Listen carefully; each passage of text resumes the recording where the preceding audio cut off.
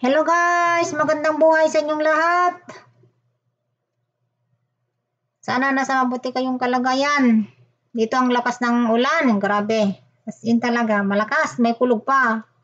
Simula kaninang umaga. Tumigil man. Pero bubuhos na naman. Sabi ko sana sa Pilipinas yung mga sabi ko lalo na doon sa amin. Grabe ang init. Grabe talaga, as in talagang yung buhos.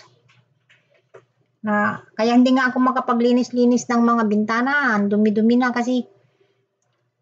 Halimbawa ngayon, araw. Mamayang hapon, pag umaga, araw. Mamayang hapon, uulan.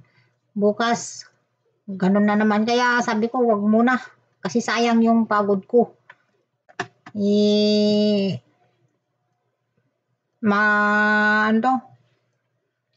Mababasa, madudumihan na agad. Nakakaano din, di ba? Nakakawalang gana din yung ganun na paglinis ng bintana. At saka kasi humid, ang hirap maglinis pagka ganun. Mahirap yung salamin ba yung tubig, parang magdubli-dubli pag pinunasan mo. Kahit yung wiper na pagkakuan mahirap din. Gusto ko lang batiin yung aking kapatid na bunso ng kanyang kaarawan sa April. April 6, pero gawan ko na siya para maisip ko na ito. So, ading Jose ang kanyang pangalan, siya ang bunso namin. At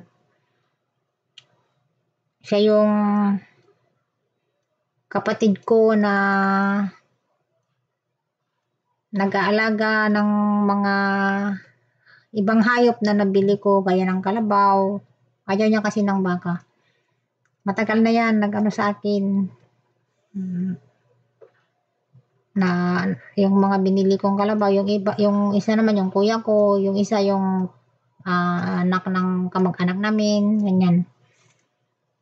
Yung ibang kapatid ko kasi hindi nila maharap kasi nagkakarpentero sila.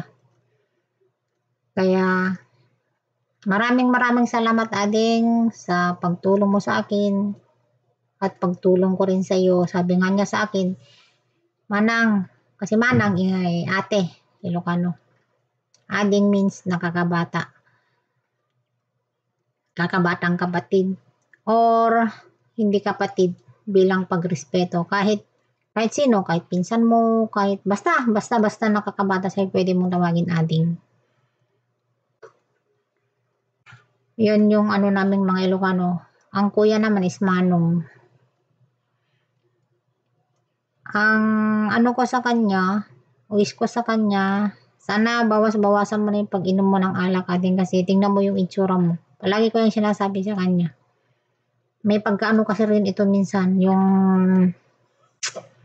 minsan sabi nga ng nanay ko nung bumboy pa, mahirap turuan, kumbaga pasaway. Hindi naman pero kung halimbawa kung sinabi niyang red is red. Basta kahit basta.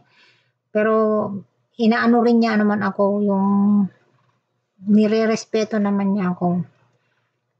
Kaya sabi ko sa kanya, pag-igihan mo rin yung mo kako, yung pag mo sa mga hayop, yung mga anak mo, 2 lang kasi ang anak nila. At tinutulungan ko rin minsan yung mga niya. Kasi yung anak niyang noon, dalaga, yun ang sa nanay namin noon, kaya binibigyan ko rin yun.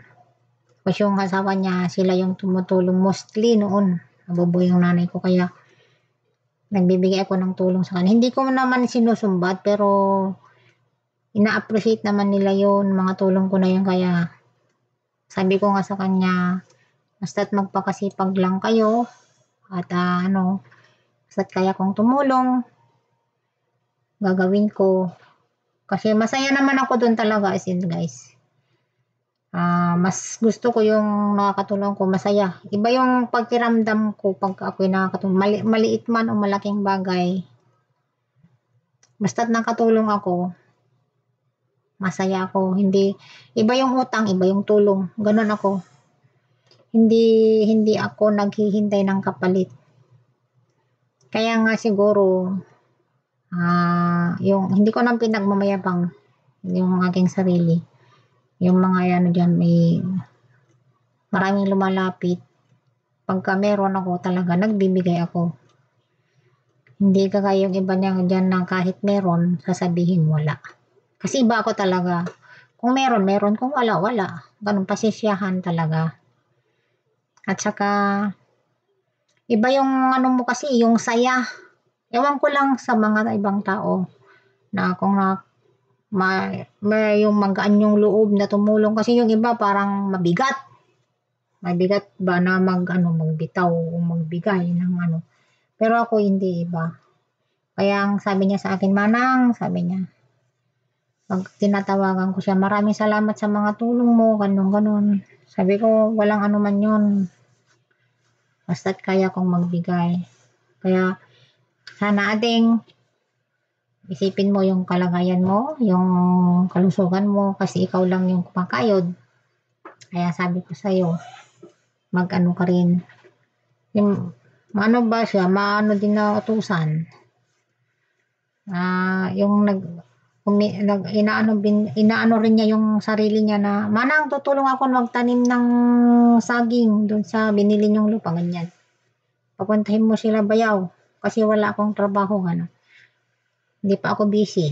So, ang sarap ba? Ang sarap yung mga kapatid na ganun, yung inaano ka rin, yung give and take. Hindi lang yung puro take, hindi naman puro give. So, ang sarap. Kaya nagpapasalamat din ako sa ating pong may kapal kasi kahit papano, kahit maaga kaming naulila sa ama, tapos ngayon naulila naman kami sa ina, at least meron kaming magkakapatid. Unity. Hindi kaya ng iba na marami nga sila pero marami nga magkakapatid pero walang unity. Lalo na yung mga may kaya sa buhay. Kasi ano yun na yun eh. Iba na yun. Parang competition na yun sa ego. Mga pride. Walang gustong magpakumbaba. Walang gustong magpahuli. Ganyan. Gusto lahat nasa taas. Kaya siguro doon nag-aano yung mga ibang magkakapatid na hindi nagkakasundo. Parang taig pa ng aso't pusa. Parang hindi iisa yung laman nila at dugo na nalalantay sa kanilang katawan. Hindi ko naman linalahat pero marami. Marami yung akong na ganyan. Na hindi sila nagkakasundo dahil sa mga ari-arian. So, thank God talaga kasi kahit mahirap lang kami, may unity kaming magkakapatid. So, hanggang dito na lamang guys. Mahal na mahal ko yung aking mga kapatid. Lahat sila, mga pamangkin, mga hipag, bayaw, ganyan, mga apo. Mahal na mahal ko sila kahit mahirap. Basta't masaya. Sapat na yun. Nagkakaisa. So, I love you all. Happy birthday to you, Ading. At sana magtanda ka na rin dahil may edad ka na rin. Hindi tayo pabata. So, maraming salamat sa mga tulong nyo sa amin. At maraming salamat dahil nagkakaisa tayo. So, hanggang sa muli guys. Thank you so much. God bless us all. Ingat tayong lahat. Bye-bye.